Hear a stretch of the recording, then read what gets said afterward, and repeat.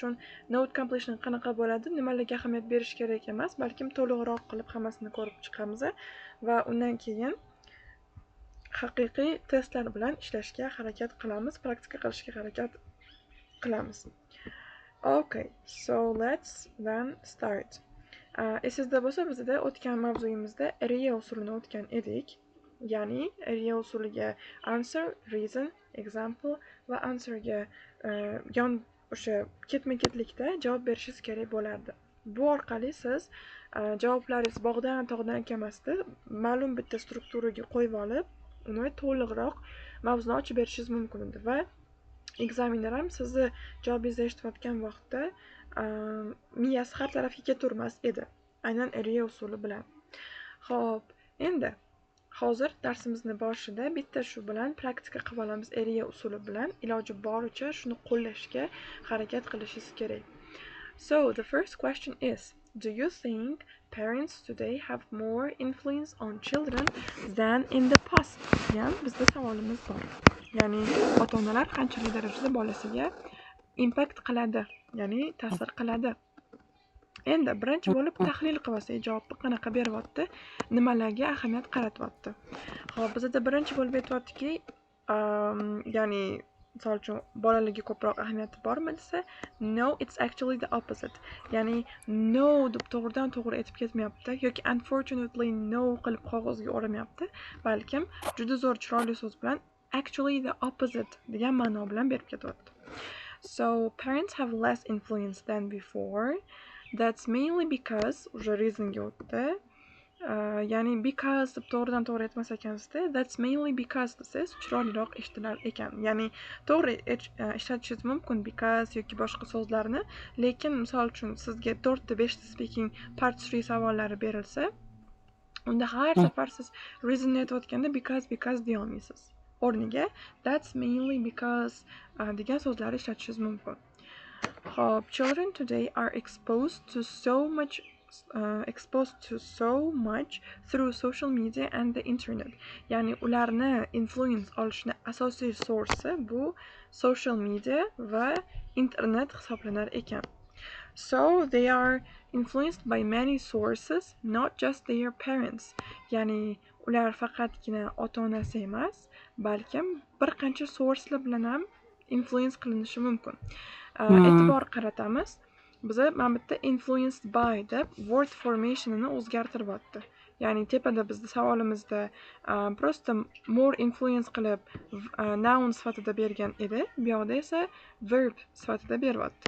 Agarda mabodo sizga influence degan so'zni deylik biror bir sinonimi yoki paraphrase kelmay qolsa, shunchaki word formationini o'zgartirishingiz ham bu paraphrase hisoblanadi. Ya'ni bitta qanaqadir bilgan so'zingizni eslash uchun vaqt sarflab, keyin uni unnatural qilib chiqarib aytib berganingizdan ko'ra, word formationni o'zgartirganingiz ancha yaxshi.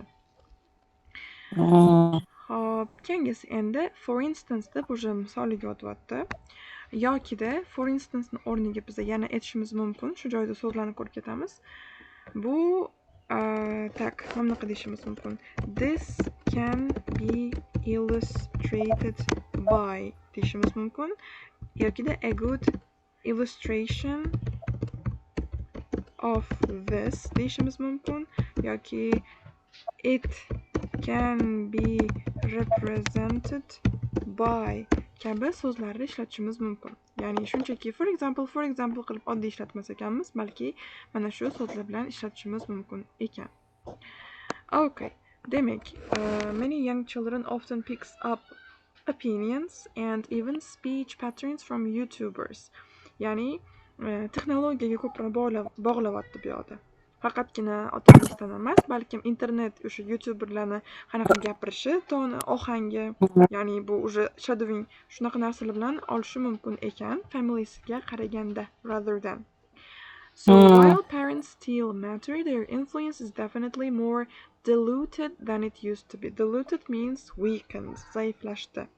Demak, oxirgi answer qismi, ya'ni concluding answer qismi bizda juda ham muhim.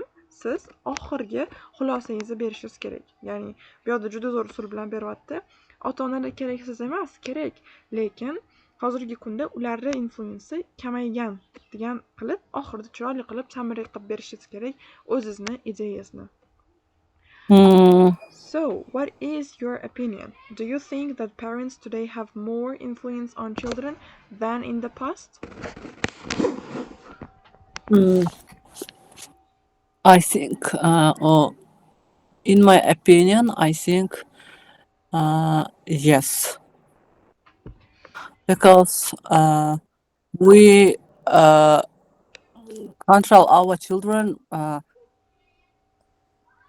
more than before. Because when before parents let them go to school and come back themselves, but nowadays we go with them together, with our children together to the school, and we wait them, and we back from the school together with our children, like parents. Yeah, and also where they want to go, we go with them together.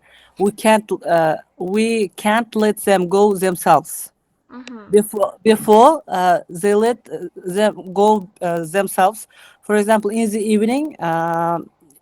evenings, if they have trainers, Trainings, yes, trainings. trainings. For example, my parents let me go in the evening, but nowadays I can't let them. I will, or my husband will go with them together.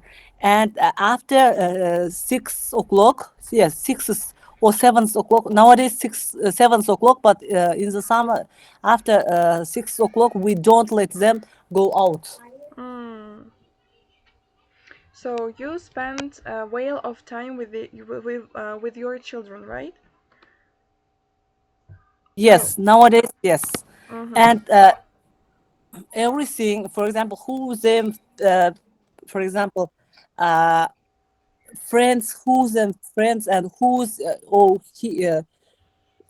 who's his teacher. Yeah, I must know nowadays.